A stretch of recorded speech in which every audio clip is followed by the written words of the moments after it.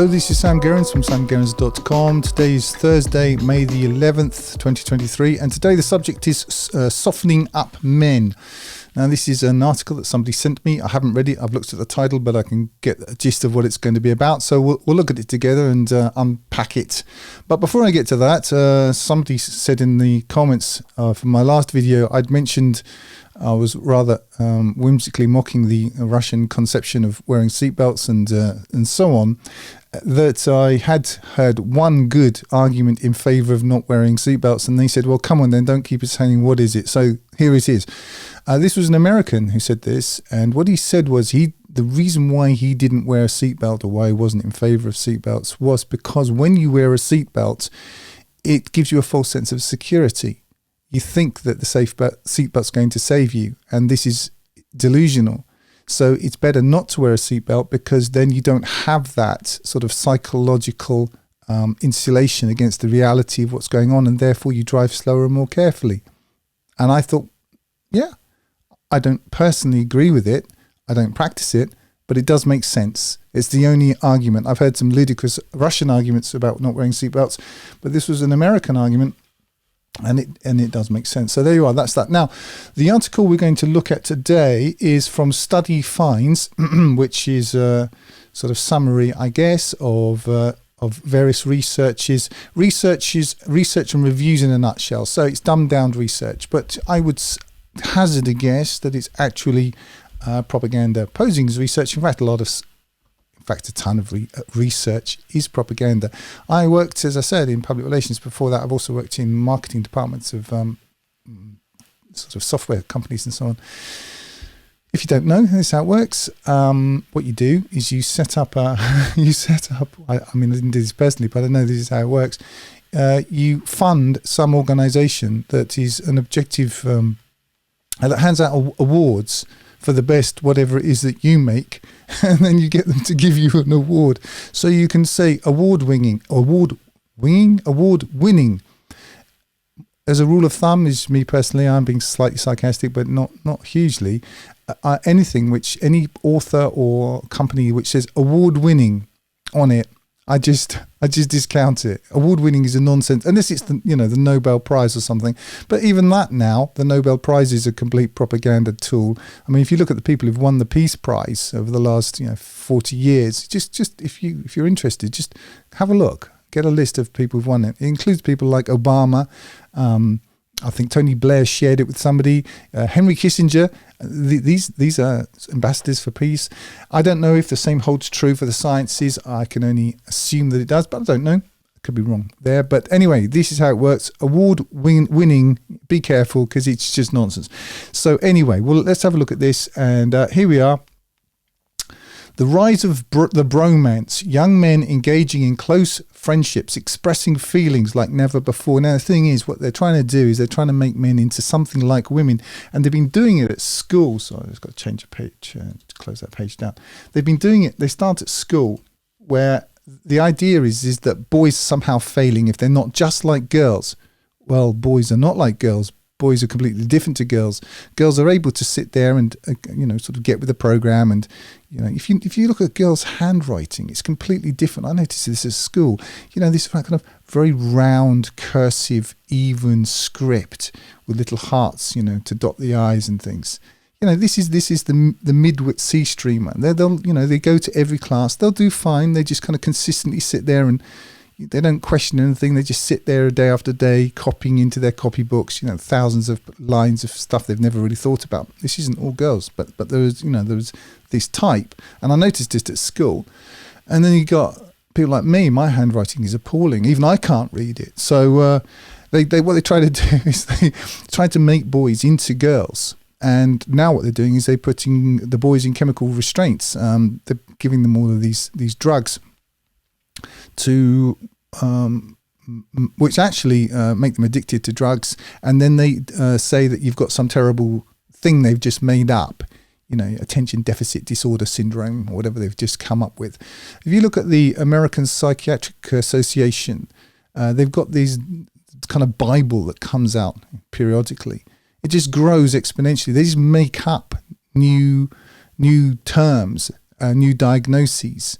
because it's basically a revolving door sort of situation where you've got the shrinks are making up all these new diseases, and then you've got the pharmaceutical companies which are making up all these new so-called treatments, but they're not really treatments. They're what they actually are, is to kind of limit your possibilities in life.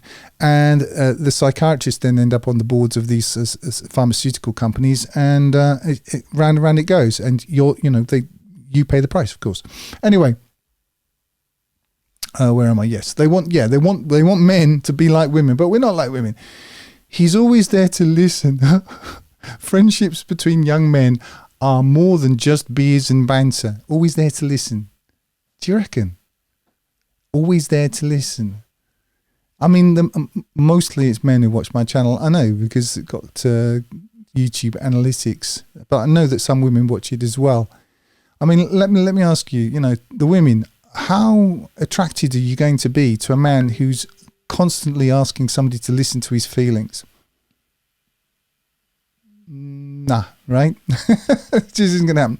Men aren't like this. We're not naturally like this. We're naturally suspicious. We're naturally competitive. We will cooperate with other men to a particular goal, but we only value what you can do. If you can't do it, we're not interested. I'll just take the handshake, for example. If you think about handshake, it's a really interesting sort of social convention. What are you really doing when you shake hands? I mean, the country that I live in Russia, people shake hands. Men shake hands all the time. I mean, I've shaken hands with two men today, just people that I happen to know. Stop, say hello, shake hands. If you think about the handshake, it's a way of testing the strength of the other man. And it's a way of saying, just language is quite interesting on this count. I mean, in Russian, like you've got zdarovye, which is health, right? And pozdorovitsa means to like say hello. So if you can hear, there's got the same sort of root in there. It's kind of testing the health of the other man. How strong is he? Is he a competitor? Is he a possible enemy? Is he going to be a strong enough ally? All of these things. What it isn't is talking about feelings, because we're too busy working, fighting and dying to care about all that kind of stuff. Male friendships are often presented in the media and popular culture as relatively superficial, competitive and lacking in emotional depth. This is the sort of thing that a woman cares about. We don't care about emotional depth. We're too busy getting on with it. I mean, real men I'm talking about here. With this in mind, it's not entirely surprising that some people seem to think that men have a problem with friendships. Why would that be the case? It's just that male friendships are not like female friendships. They're entirely different. As I say, they're based on respect, which has to be earned. You don't just get it because you've got a pretty face or whatever it is. You get it because you've earned it. You've either got the resources, you've got the intellectual status, you've done something, proven something by your actions. Men have to do something. It's not the same as for women. Women just have to keep waking up every day till they're 14 or 15. And voila, here I am looking pretty and waiting for attention. It doesn't work like that for men. Nobody cares unless you've done something, see? While women may be especially quick to draw this conclusion, the idea exists in society as a whole. Oh, does it? Well, it will only exist in society as a whole because it's being pushed by the people who control the money spigot. Men, we are led to believe, either have low quality friendships or not enough of them. I don't believe that's true. I believe that the friendships that men have can be of a very high order, but they're not the same as women. My wife, God bless her. I mean, whenever I'm talking to my son or a friend on Skype or something, she says, what did she say?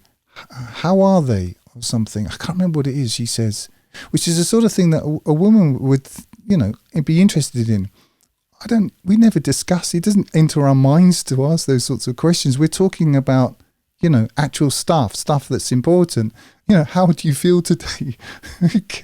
Who cares? Well, it doesn't matter who cares, but if it's really important, like I had a heart attack last night. Well, they'll tell me. If they don't tell you, it's it's obviously not a thing. Reminds me a little bit of there's a Russian joke about the woman who said says to her husband, "Why don't you tell me you love me?"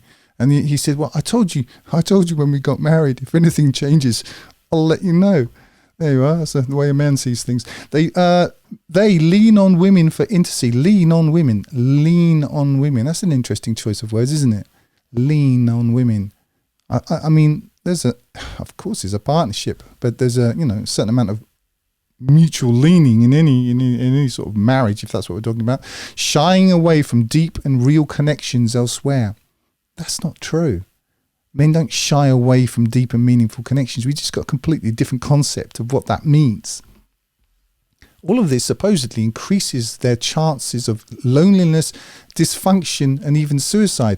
But is this the whole story? Now, I'll tell you what increases the chances of suicide among men is when their entire contribution to society is disregarded, taken as for granted, and then the society turns around and treats them as if they're some kind of toxic interlopers in the civilization that they built and maintained. That's what drives men to suicide. It's not that they're not able to sit and talk about their feelings today. But this is the whole story. Although we may know some men do struggle with friendships, again, this idea of men, these kind of pathetic creatures sort of floundering around in some big pool, unable quite to reach the edges. If you've ever seen the sort of terrapin, that's the kind of image they've got here. Well, this isn't what men are really like. Although some do struggle with relationships, yes, poor pathetic men. Indeed, some men have discussed having no male friends at all. Such representations tell a selective, and we would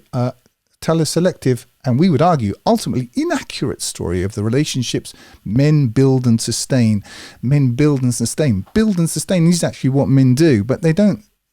The relationships are, they're sort of dependent upon the building and the sustaining. So what you find is you have a project, something that's important that you're doing, and then other men come into that kind of frame, and you work together because you've got, it's basically military. You've got a common enemy, whatever it is, and you're working together to defeat that, task, challenge, build that bridge, whatever it is. That's how men work, and you form bonds based on your competence, your loyalty, your contribution, your dedication, those things, and that's based on respect. I don't care what your feelings are. I mean, I might a bit after quite a long time of all these other things being in place, but just you have feelings. I don't care. I'll just tell you another story. I met a chap in Moscow. In fact, I came across him because I read an article that he'd written. It was actually excellent, and I got in touch with him, met up with him, and he if you've ever met somebody, you expect they're going to be one way and they're completely different. He wasn't anything like I expected. He was from England, and I mean that's not what I didn't expect. But his presentation, he wrote so well. It was a really well written piece, and but he didn't sort of fit with that at all. Anyway, long story short, he spent about an hour complaining about his ex-wife, which I thought was a bit of an imposition, to be perfectly honest. But okay, I listened to it, and I gave him, he seemed to be asking for advice. So I said, well, in my view, you've been too soft. Russian women won't understand this, and there's only one way back from here, and you're not going to be able to do that. So that's it. That's the answer. That's it. That ship has sailed. So forget about it. That's it. Anyway, the next time I spoke to him, he started talking about it again. I said, look, I've listened to this once. I don't want to listen to it again. You've asked me what I thought. I've told you. There's nothing I've got to add. Now, that might sound brutal, but that's actually being a friend, because you can't go around as a man talking about this kind of stuff and expect other men to listen to it because we're not interested. I listened to it once, but not twice. It's not going to be like a regular thing. So from a woman's point of view, probably what I should have done is sat down and given him tea and sympathy. But tea and sympathy isn't going to solve his problem. In fact, tea and sympathy, I would argue, is possibly a part of his problem. Anyway, blah. It's true that men often relate to others differently than women. For example, they might talk less about their emotions. But if we look closely at the way men express themselves and connect to other people, we can begin to see the beating heart of male friendships that's rarely acknowledged and often dismissed. What they mean, I would argue, is that men are being brought around to being like women now. It's beginning. We're going to sit around having these bromances where everybody's, gushing about stuff and achieving very little, and also spinning each other up with delusion. Men don't tend to do this. I mean, maybe they're not all as brutal as I was in this particular case, but we tend to be men who are respected. Talk straight. They'll tell you what it is, and it's tough love, but it is that is love. If you want to use that word, not in the kind of gushy sense. If you care, talk straight. But they don't want this. They want men to start lying to each other in the same way that women now do, on an industrial scale. And women are more kind of inclined to that anyway. But with the advent of social media and so on, if you I'm not guessing, you can look around. I interviewed a chap called Manosphere, and if you look down below, you'll find the interview. And I've watched quite a lot of his stuff and some related stuff, and you see that the advice that women give each other, dating advice, it's all about finding your journey and healing your inner self. It's never about actually facing up to reality and dealing with the terrible decisions you've been making. A man will, decent men will, if you ask them straight, they'll give you the straight answer. But then what they're trying to do is make men like women, just as they trying to make male students, pupils, the same as girls.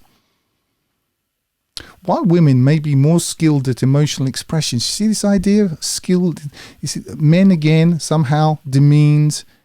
We are different. I've got nothing against being skilled in emotional expressions. You can emotionally express yourself away, fine, enjoy yourself, knock yourself out, that's fine. I don't care. It's just not interesting to me because I'm dealing with this thing called reality. It doesn't go away. It's there every time. It's there when I go to sleep. It's still there when I wake up. And emotional expressions is not going to have any effect on that. Now, I'm not saying that men don't have emotions. Yes, we do. Of course we do. But we deal with them differently than women do. And there may be an argument for talking. I'm not saying that it's wrong for men ever to talk to each other, etc. No, I'm not saying that. But trying to make it the same, what they're trying to do is they've set the bar as women have got it right. Women are these, emotionally highly intelligent people.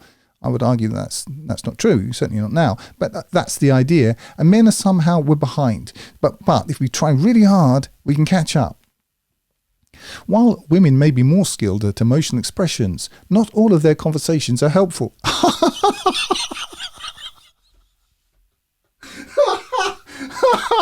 Oh, that's great. That's the understatement of the year. Let's get them. Not all their conversations are helpful. No, really.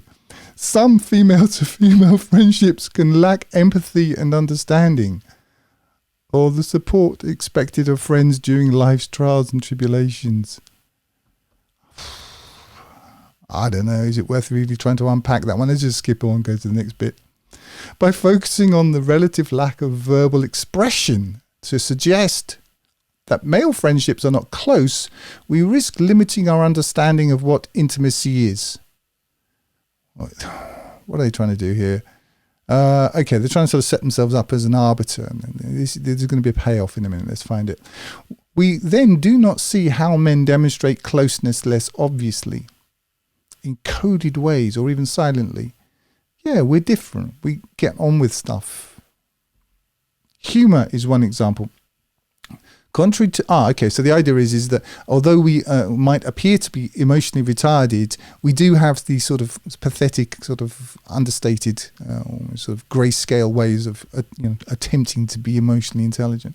Humor is one example. Contrary to the notion that it's used to put up walls, humor, such as the use of provocative nicknames, can promote a sense of closeness. Humor is, in the military, for example, is used to express the hardships of work and channel aggression, all the while creating a sense of togetherness. Yeah, well, men have just got a better sense of humour in general, and there's a reason for that. Because, there just is. Because men need to be humorous in order to procreate. It's just a fact. Women don't. That's also a fact. What's this? Oh yeah, bromance. Okay. There is an irony in the fact that talk between men, which might be construed as offensive to an outside observer. You see how this is all set up? It's set up presupposing the values which have been imposed upon society via this wokeness agenda as the baseline. We're now going to take this as our moral baseline and, with a certain amount of condescension and understanding, look at these poor benighted men and just, cut them a little bit of slack, but basically tug them in the direction that we want them to go. There's an irony in the fact that talk between men, which might be construed as offensive to an outside observer, instead can signify an emotional closeness that could only be established between good friends. It's just how men talk to each other, isn't it? More directly and without all of this emotional empathy nonsense. One participant in an Australian study of male insults said, maybe down the track you might become close enough and then you might start ripping into each other. I think if people hear you talking like that to other blokes, then they definitely know they're your good mates. Yeah, I'd accept some of that. There's some truth to that. It's almost like a sign. If you respect somebody, if you look at boys and girls at school, I don't know what girls do when they first meet each other because I wasn't interested, but boys at school, you punch each other a couple of times. You call each other names, you kick each other in the shins, and if he stands up to it, then he's all right. That's how it works. It's called being male. Resisting masculinity. Resisting masculinity. Amid unspoken rules that men should be quote unquote macho and not express weakness, it's no wonder that they struggle to open up emotionally. See, now this is the payoff here. The idea is that we're conditioned into this way of being because society is so benighted, but now it's waking up and becoming more progressive, that we have to be strong and single-minded and be able to take a punch or two. That's just conditioning. No, it's not conditioning. It's how you survive. It's how men survive in the world. As I say, women just wake up when they're 14 or 15 and discover that they're pretty and that they've got 15 or 20 years of attention and resources. Men, they don't get that. They don't. A 17-year-old boy with a 17-year-old girl, she's like, oh, and everyone's looking at him, isn't it wonderful? He's got nothing. He's got 2 pairs of jeans and he's, hasn't got a job and he hasn't got any qualifications and he hasn't got any status or any resources. No one is interested in him. Whereas she hasn't got any of those either, but she's female. It's just different, you see? And that's fine. But what happens is that the man's side of all of this is just disregarded, or worse, it's vilified, and that's what's really happening. But now what they're trying to do is they're trying to soften you up. They want you to be a soft, gushy, emotional retard. Well, if you add that to having no resources and no status, guess what your chances are moving, downstream. But readings of male friendships as shallow assume that men are unable to negotiate the rules of masculinity. The truth is that regimes of masculinity are largely imposed on men, and they do their best to play the game or subvert masculinity if they can. Again, this is assuming a baseline which comes from a completely different narrative and interpreting actual masculinity through this prism. Men resist competitive masculinity enough to express vulnerabilities and create deep connections. No, men have deep connections because they're men, because they get on with the job of being a man, and then you build respect on the basis of that. That's how the connections are made. It's not just waiting there because what you really want to do is gush. Not really. That's not how it works. I'm not saying that men don't on occasion talk openly and frankly about things, but they should choose very carefully who they talk to and in what scenario. And it's not about really we want to be like women. We're not like women, we're different. It's that we our exchange is different. Going back to this person that I met, whom I'm no longer in contact with, although that isn't the reason, who spent an hour telling me about his ex-wife and all of this. It was inappropriate. For me, it was inappropriate to tell me all of this stuff.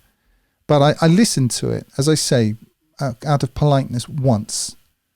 But, I'm not an agony aunt. I've got other things to do with my time. Prove your worth to me, then you become my friend. It's to do with worth. It's to do with value. This actual stuff that you actually bring, that you can name, that you can quantify. You see, I'm not saying that's the only reason men are friends. Well, no, actually, I am saying that's the reason. Men respect each other on that basis. Women don't have to do any of this. And what this is doing is putting men in the female category.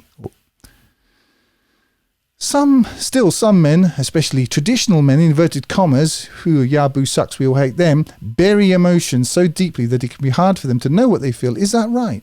I would say that if you look at these women gushing on TikTok, not that I do, but I come across some of it on YouTube occasionally, in other people's videos. What good is it doing them to be totally unhinged all the time, or their society, or the children? Feelings can become foreign, frightening territory with the temptation to use alcohol and drugs to deal with them. No, I'll tell you, men using alcohol and drugs is for the same reason they commit suicide now in huge numbers compared to women. Because when men commit suicide, they actually do it. They don't. It's not just a quote unquote cry for help. Usually, is because they're completely unvalued by the society. That's why it's happening. And men need, again, it goes down to intrinsic value. And if that society takes everything that you do and calls it nothing, and then vilifies you on top of it, that's where it happens. Men need to feel, we do have emotions, that they are contributing to society. They're maintaining their families, that they're valued. And when you've got these women whose minds completely spun out of all proportion, who just assume everything that men do is a baseline, and then say, now we're oppressed, and now we want the top jobs because it's only men who've got the top jobs. Yeah, it's 1% of men. What about the other 99% of men? They don't have those jobs. Anyway, we've been through that before. We'll just skip that. For some men, opening up and expressing vulnerability is not an option, or perhaps only becomes possible in certain contexts. Drinking is one context. Lads will only talk when there's beer on board, when the guard is down. You see, this is taking, if I may say so, a sort of working class baseline here. What about middle class and upper class men? Are we all sort of out with the lads? And it is different. And again, I think in a way this is presupposing all of the female stuff, and then just starting from that baseline and moving forward, as I've said. Beer on board when the guard is down, as one participant noted in a different study of communication in male friendship. Yeah, it's true that men do communicate in different ways. That is true.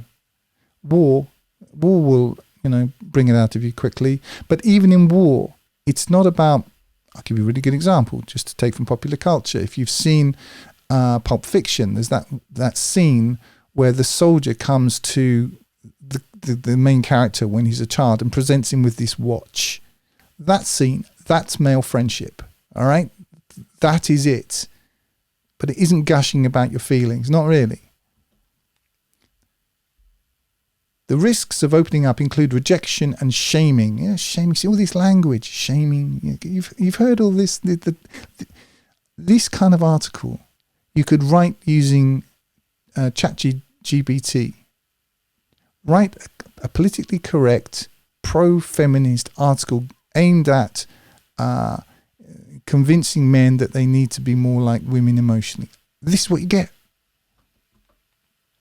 The risks of opening up include rejection and shaming, but emotional intimacy is possible even in the most unlikely situations, such as stag parties, I see, where emotional expressions of male-to-male love are common. Yeah, they are. I know what they're talking about, but these are very particular. This isn't what men normally do or want to do normally. It's a rite of passage. That's what that is. And it's a completely different format. Women, gushing. This isn't a rite of passage. It's how they communicate, as far as I can see, most of the time. Where emotional expressions of male-to-male love are common, for example, during speeches, and are not scorned. Yes, again, I say that's because it's a rite of passage. It's a very particular convention that's understood to be that. And that's not comparable to what they're trying to make it comparable to, which is women endlessly talking about their feelings and so on. And I've got nothing against women talking about their feelings. Talk about your feelings all day long, but I don't listen to it because I'm not interested. Why bromances are healthy. Despite simplistic depictions of male, okay, so if you disagree with what's coming up, you're simplistic, i.e. simple, i.e. stupid, of male friendships are diverse and evolving. Hysteria, okay, around homosexuality, okay, hysteria. It was hysteria. It wasn't just morality. It was hysteria around homosexuality has undergone a long decline over the decades. Yes, you've been trained into thinking that sodomites is a sort of, and heterosexuals are, it's like a Coke Pepsi choice. No, it's not. Over the decades, and the threat of the gay label no longer instills such panic in young men. Were men instilled with panic? I don't know if they were. Who dared to express sensitivity and seek intimacy with other men, sexual or non-sexual. Can you not see where this is going? This is a demoralization program. It's military in intent. In effect, I can't speak to the intent, but certainly in effect. Because if you swallow this stuff, then, how hard are you going to fight? No phenomenon illustrates this better than the rise of the bromance. The term may have emerged from skateboarding in the 1990s, where heterosexual men commonly shared hotel rooms while on tour. The idea of this strong male-to-male bond has even been given a nod in popular culture with films like I Love You, Man. Oh, is there much more of this? I hope not. Bromances can offer a high level of intimacy and support. Again, intimacy and support. This whole support thing, the idea that you support somebody, I've had an idea. So the thing to do is to just give them some gushy assessment of that idea, this is called supporting something. No, build it and then I'll have a look. If it's any good, I'll buy it. If it's not any good, I'm walking away. That's support. It's called reality. Young men talk about how bromances are on another level to friendships in terms of trust, expression of vulnerability, and physical affection. You see how they're pushing this? Can't you see this? One participant in the study of bromances noted, I hug and kiss him and tell him I love him. Oh, do you? Well, I'm not going skateboarding with you then.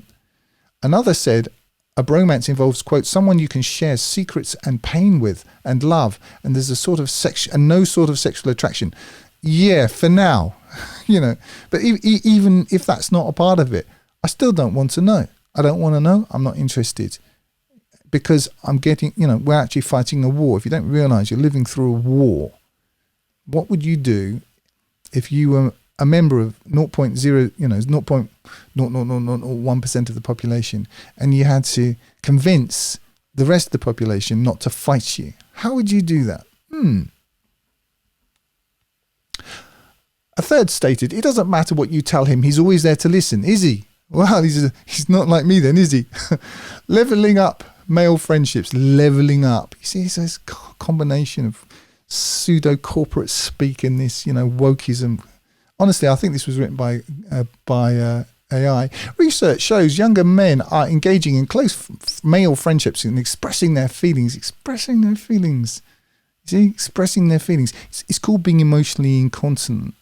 That's all it is. It means you have no self-discipline. That's what it means. They are adept at negotiating the rules of masculinity. Again, they're sort of constructing this as this evil thing called masculinity. It's like a sort of maze with spikes that come out of the walls, when you're not looking. You've got to negotiate it, a bit like playing Doom. And, if you manage to get to the end of this thing, then you can get to what you were always looking for all the time, which is to gust like a girly, you see? They will open up to others in safe contexts, although not all men have these safe spaces. Safe space? Do you want a safe space? I'll come to it with a crowbar, see how that goes. We believe creating more of these safe zones for young men is key. Oh, do you? I bet you do. And, I've told you the reason for this. For example, it seems that by encouraging men to do activities side by side, or they have a quote-unquote purpose, such as volunteering to attending men's sheds to create things, male bonding and important conversations naturally emerge. Yeah, when men work together, they talk in a way that suits men. We don't need a safe space. We don't need it set up by a woman with a clipboard and well manicured fingernails. Thank you very much. We just get on with it. But if you remember all of the places where men could do that, the golf course, the club, the snooker hall, whatever, all of those places of male provenance where men could actually have male conversations women have been insinuated into all of those spaces now, and there's nowhere left. The Boy Scouts, everything. Okay, so these are crocodile tears. That's what this is. Although there are concerns that some online activities and forums can be dangerous, for example, potentially increasing the risk of recruitment into online misogyny groups. Yeah, okay. People actually understand what's going on, and trying to, insulate themselves against it to some extent. Anonymous online discussion forums can help men connect and express themselves about the things that matter without fear of judgment. Yeah, especially if they're administered by women, I guess. Is there much more of this? No good. And with the caveat that alcohol has obvious problems, if men are going to drink, then doing so with friends may not be the worst way of encouraging emotional connections. Had enough of that? I certainly have. I don't think there's anything to add to that. I'm going to go off and find some men to gush to and see how enthusiastic they'll be about that. Anyway, that's it. Thanks for listening. Details of where I upload to, how you can join my Substack and Telegram channel, support my work and download my books free are in the description. Thanks for listening and bye for now.